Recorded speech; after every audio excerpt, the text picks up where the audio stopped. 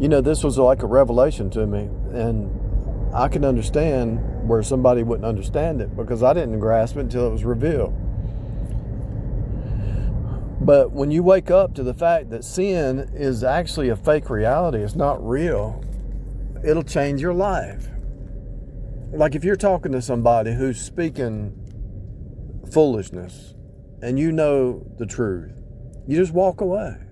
They're not even, everything they're saying is fake. Do you understand what I'm saying? Everything that they say is not real.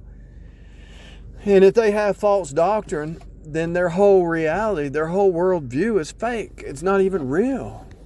And they're not going to be able to function. And that's why they have to have people to enable them in their fake reality. They're living in a fake reality. You look at Moses. Or was it Moses? Yeah. Yeah, it was Moses. His wife left and said, "You're a bloody man." He was hearing from God. He was doing what God was telling him to do. And she left. You never heard from her again. You never heard anything about her again. She left.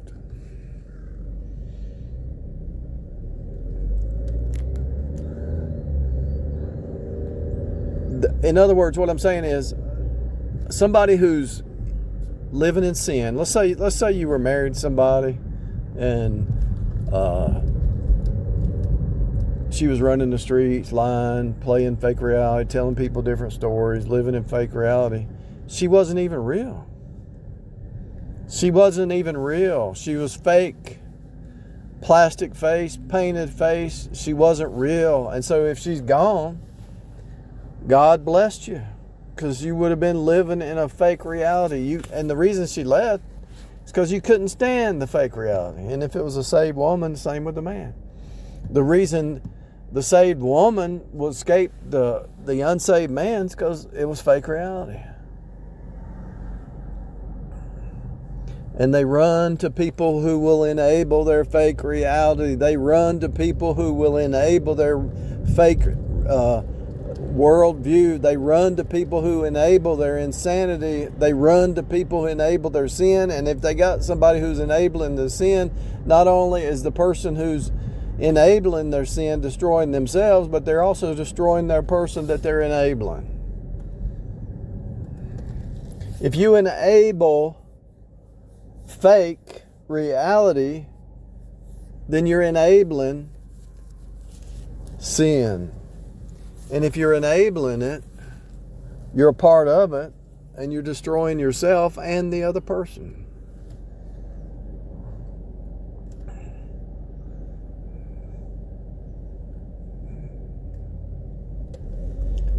That's why a lot of marriages split up, because they're being held accountable.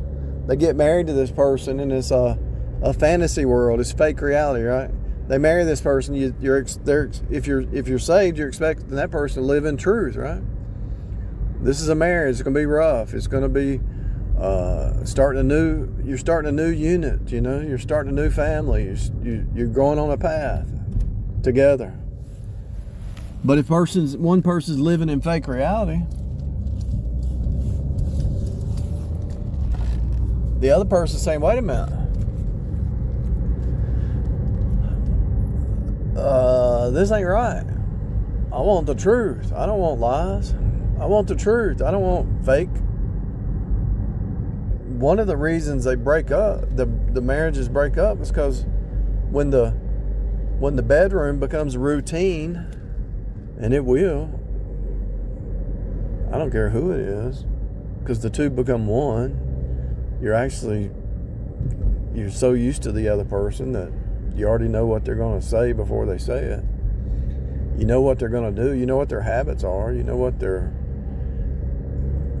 whatever they're living in. You probably, if you're saved and you're married to somebody, you know what their fears and their fake reality that they're believing. And if they're willing to be called out on it, when they get into that mode or that mood, let's say they start to act a certain way. You say, "Well, wait a minute." You say,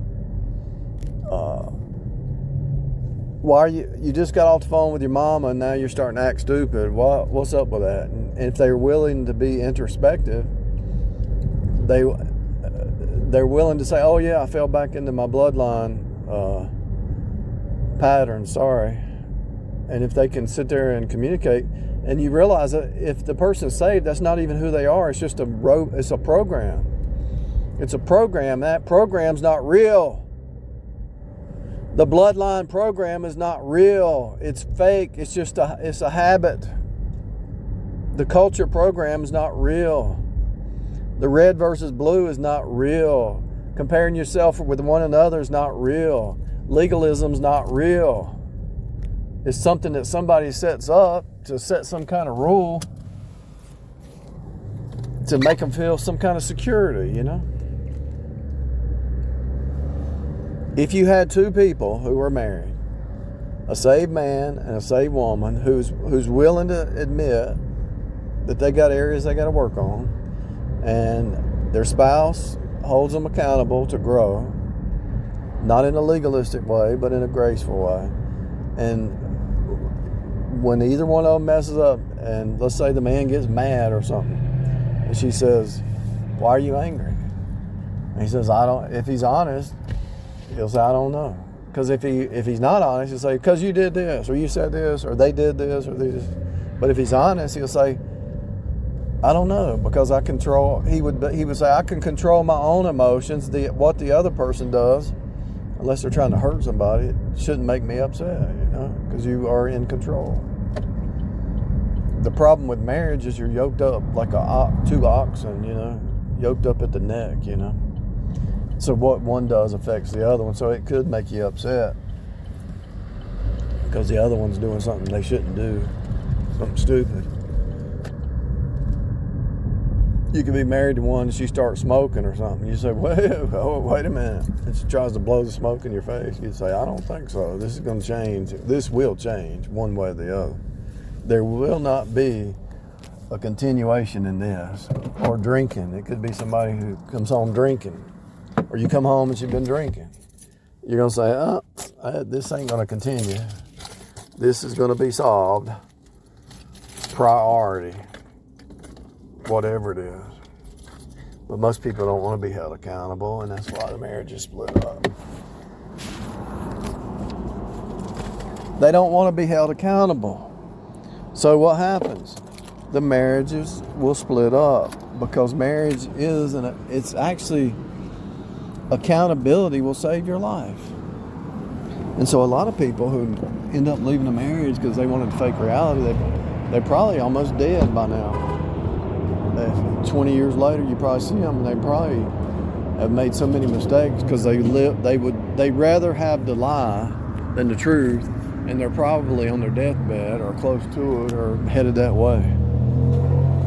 Because you can't live in fake reality without having some serious consequences, and it was going to affect their health. It's going to affect their thinking, their heart, their mind, their soul, their choices, their decisions in life, where they go. And there's going to be some consequences because they're going to be running the streets and something's going to happen to them where they shouldn't be because they're outside of God's will.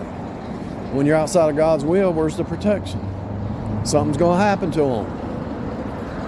You understand what I'm saying? It's really... So let's say they do get with somebody else that's going to enable their insanity. Something's going to happen to the other person because they're in the way of God's chastisement. Do you understand? This is real, people.